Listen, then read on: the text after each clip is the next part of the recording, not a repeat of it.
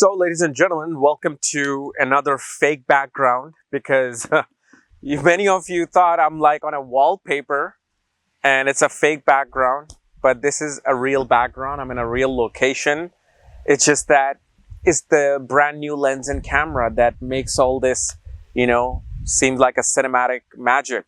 See, I'm gonna go back. I'm gonna go right there. Ta-da-da-da-da. See, look. It's not. Unless I have a really big studio, then yeah, I could be faking this. But yeah, that'd be a dream. So anyway, since we're all on a medical vacation, okay, I thought why not entertain you guys with more Q&A questions so things are more universal and not just planetary placements here, planetary placements there.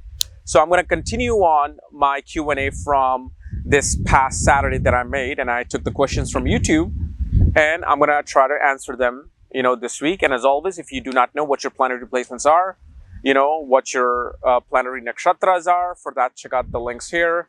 Check out my full astrological report, including my books, consultations, and link to my academy, Maga Vedic Astrology Academy, where I'm currently also teaching planets through nakshatras and ascendant through nakshatra course. And today I'm going to be uploading Mrigashira nakshatra there, so you can pretty much join anytime. So anyway, let's not waste time and entertain you with new question on this fake set. So the first question comes from Andrea Izaza. So Andrea pretty much was asking that in certain divisional charts, Rahu and Ketu are conjunct together. How do we study that? Okay. So all the higher divisional charts, like Trimsamsa chart, you will find this in D45 chart. I mean, all these different names of the charts. You will even find it in Chaturvasamsa chart, the D24 chart of education. So whenever you see Rahu and Ketu conjunct, what do you do? Well, it's a simple trick. Imagine Ketu in the directly opposite house. So if let's say you're studying a Trimsamsa chart, the D30 chart, what is studied to understand the nature of the woman, character of a woman.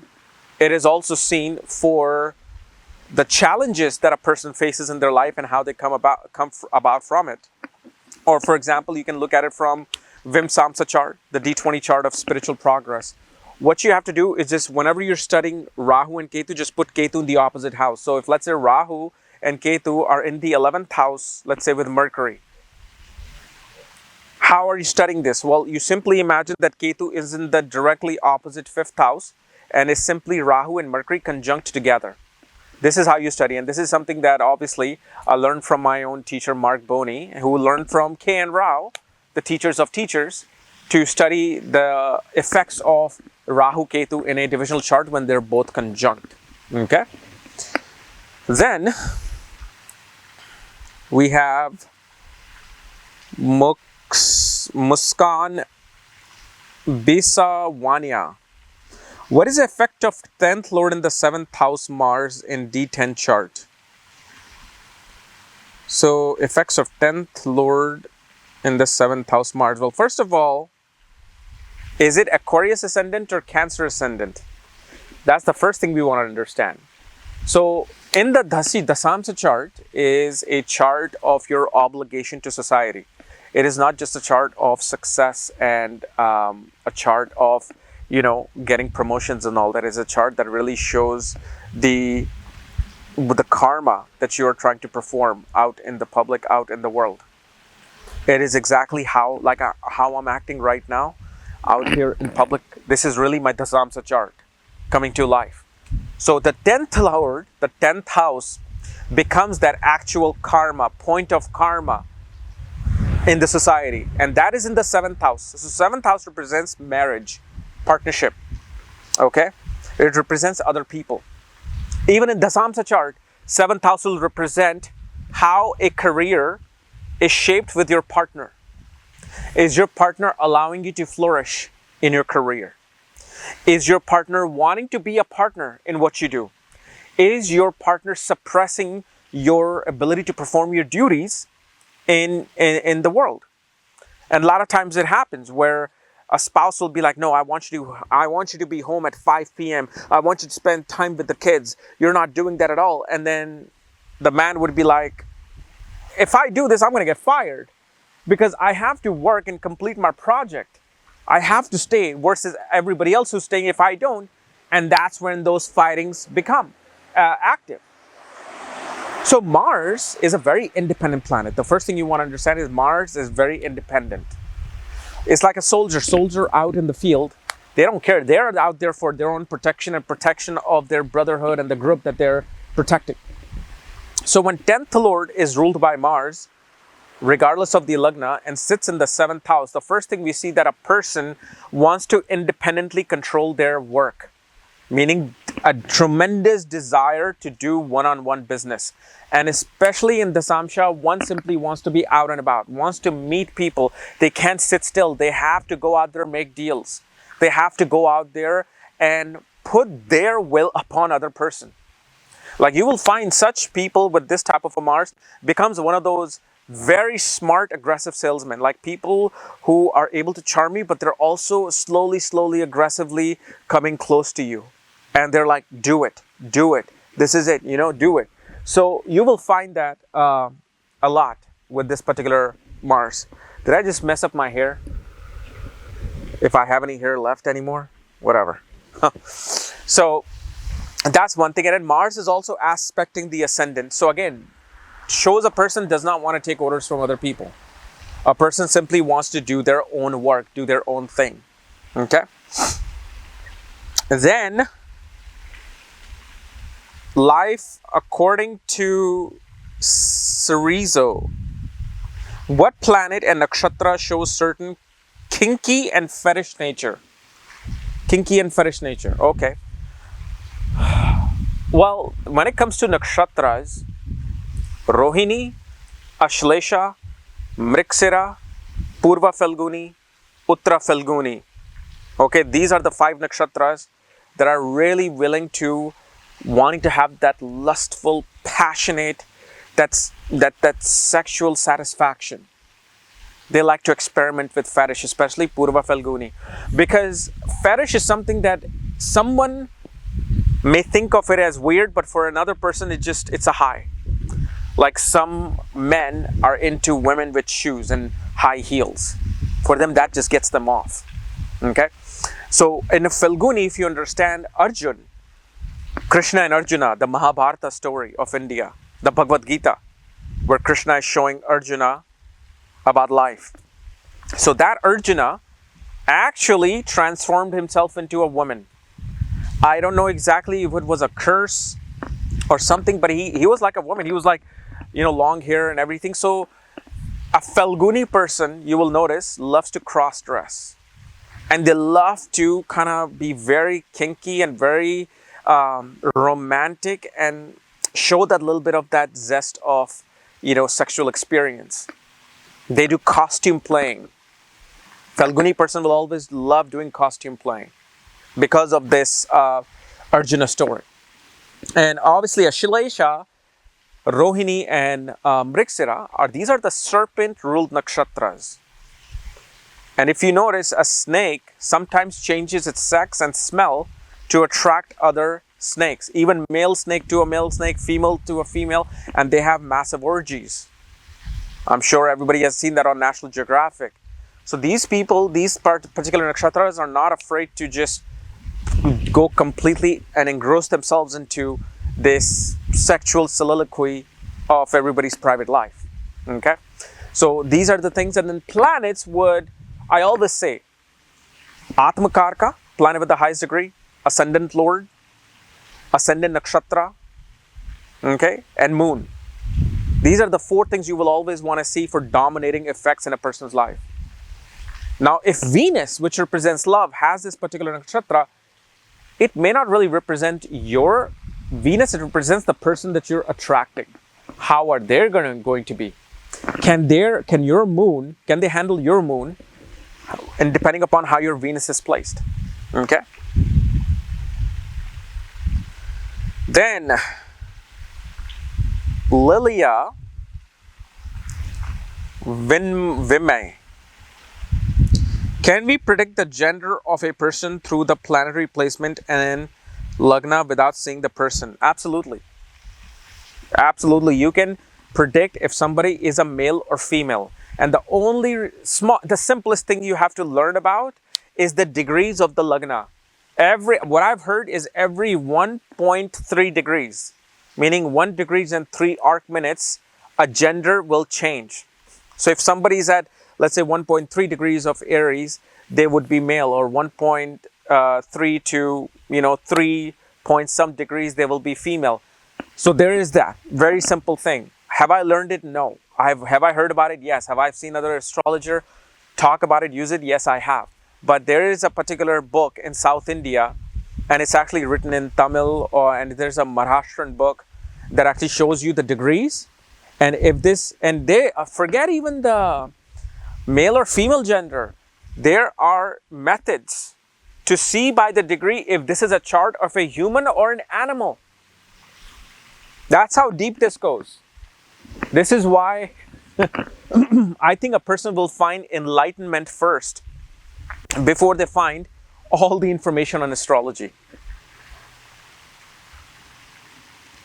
Then there's a question by one row to another 4. Okay. Does a sexual promiscuity or a sudden interest in sexual desire in later life, 40s, affects one's spiritual journey in any way? This question stems from one of your answers today regarding the need to eat the masala dosa first to get the focus back. Okay, so you're referring to my last question of when I said that Sri M was imagining, craving masala dosa during his third eye meditation, and his guru knew what he's focusing on. And the guru said, Maheshwaranath Babaji, that go eat your dosa.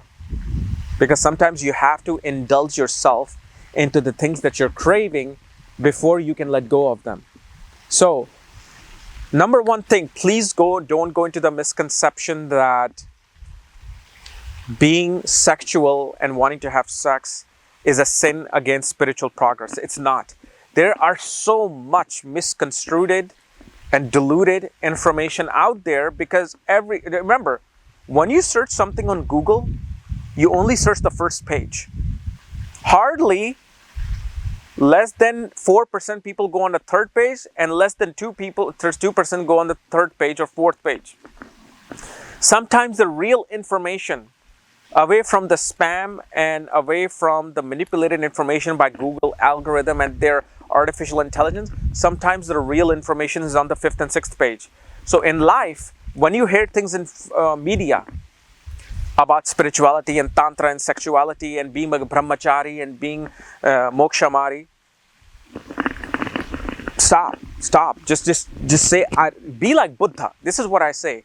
When you're trying to progress spiritually, be like Buddha.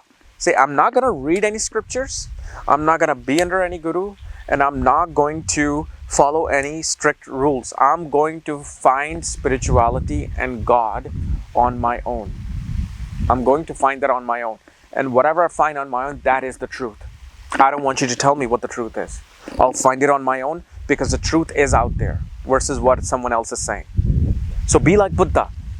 When you hear somebody saying something, some book is saying something, some article is saying something, completely reject it and just be human. Be like, I want God to just tell me the truth.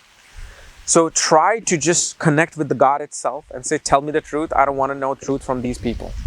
But there's nothing wrong with being sexually active and also pursuing your spiritual life. Okay? And this is what I say. That when we talk about desire and spirituality, we say desire is bad, don't have desires. There are certain things that are desires and certain things that are basic necessities, like finding a marriage partner, getting a car, getting a house, getting a job. These are not desires. This is something you need to actually function into the world. And if you have a partner, a spouse, they're gonna expect to be pleased sexually, as would you. So these are not like desires that are sinful, that are going to create this havoc in your life. They're not. Okay? So now, The question is then from Supivia Bhattacharya. Okay. Can you give any input about the topic of reincarnation, which is misunderstood by most people? Is it a natural process or one can achieve it by force? What is the process to attain it? Okay. So reincarnation, imagine like a God, imagine God, the ultimate source, said, I'm going to create this machine. And this machine is going to function on its own. I have nothing to do with this. I have nothing to do with this. And it's a machine that is going to keep recycling people's action. It is going to keep recycling and renewing souls' bodies, souls' biomechanical suit. Now, the only thing that I will do is that at one point I will give them, in their old age of soul's progress, perhaps wanting to look something outside of this machine and look for something higher, which is me, which is this astral plane. So if you do not, and you have to be very lucky to be even coming across things like enlightenment, yoga, Kriya Yoga, Yogananda, Babaji, and this and that. You have to be lucky, because when you come across these things, that means they're trying to trigger you something. When you come across a book in stores, like you're walking past by and there's that autobiography of a yogi staring at you, and you have gone to the store 3-4 times, you always come across this book. It's giving you a signal, a hint that I think it's time you looked elsewhere also. So reincarnation is simply a machine. And what you need to understand through your free will, that the free will that you have is that you are able to escape from that machine. But only when the time is right. New souls will not care for all this. New souls right now are absolutely bored. They don't know what to do. They're going crazy, staying at home. They want to go out party. They want to go to the bar. They want to hang out with their friends. They want to go to the movie theater. They want to be in their office talking to people. Where the old mature soul who have this time right now to themselves, they're like, wow, yes, I can finally do my 6-hour-long Kriya Yoga. So I can start progressing and start activating these gas pumps that will take my rocket up. Remember, your body is a rocket. People are trying to make rockets, Saturn V rockets, and this rocket and that rocket. People don't realize human beings are rockets. No, literally, scientifically, we are rockets. And once this countdown happens from Muladhara Chakra to Sarhasra Chakra, the crown chakra, that's when the counting happens. 10, 9, 8, 7, 6, 5, 4, and boom, the soul shoots up from this particular part to the astral world. The one thing you should, if there's one spiritual mission that you should have, is don't have the soul go out from the bottom, from your anus. Have the soul go from the top. Then you're making it. You're making a strongest progress ever. Okay? And also, one thing I will say about the yugas. The yugas that I'm talking about, how we're in Drapa Yuga. Please read the book by Sri Yukteswar called Yugas. People are mistaking 432,000 years as a yuga cycle, while it's only the earth cycle. The earth is in the 432nd year of a particular life cycle. But for human, when you convert that to human, it becomes 1100 years. So please read that book. Just in the first 2 chapters, you'll be like, oh, okay, I see what he's talking about. Again, Sri Yukteswar didn't started Googling things and what the neighbor is saying and what someone else is saying. He's like, I want to know the truth myself. That's it. Then Ankit Kumar says, an astrologer has recommended me to wear rings. Do you think gemstones work? See, here's the thing. Unless someone like Sri Yukteswar, someone like Lahiri Mahasai, someone like Yogananda says, here's a gemstone, wear it. Yes, in that case it can work. But if someone like me or some other astrologer tells you, hey, wear a blue sapphire and ruby and pearl and this and that, unless you just love wearing gemstones on your fingers so they look beautiful, fine, do it. But for any magical reasons or astrological reasons, remember, what is predestined is predestined. So if, let's say, somebody's meant to get sick, they will, no matter what they think or what they do or what they, whatever precautions that they take, they will, they will keep getting whatever that is meant to, be given to them. There are only certain things. The one thing that I would say that Sri Yukteswar has recommended is the astrological bangle, which is made up of 24 pure karat gold, pure 99.9% silver, and pure copper. And it's these 3 wires, and they're twirled. They're twirled into a little bangle, and you can wear it here, you can wear it here, you can wear it on your wrist, okay? And that helps you not only to kind of interact against the vibrations of malefic planets, but also to help you spiritually. So look into it. It's in the chapter, I don't know which chapter is it in Autobiography of a Yogi, but there's a point where 2 or 3 times Sri Yukteswar tells Yogananda to get an astrological bangle for himself and the friends, which are made of these 3 elements, copper, silver, and gold. But remember, it cannot be 18 karat gold. It cannot even be 22. 24 karat gold, which is really soft, fine, but you just have to get it. And with the silver and copper. So look into it. That's the only thing that I would say that I can probably vouch for. But gemstones, I mean, until I still just can't see myself recommending those things right now. Okay, so anyway, guys, this was our Q&A of this week, and tomorrow, I will upload the ascendant and conjunction videos. And in the meantime, again, if you're new to my channel, subscribe below and make sure you click on the bell item and says all the videos instead of a few, so you get all the notifications. And again, if you want to know where your planet replacements are, all the astrological details, check out the links here. Otherwise, we'll see you tomorrow. Bye-bye.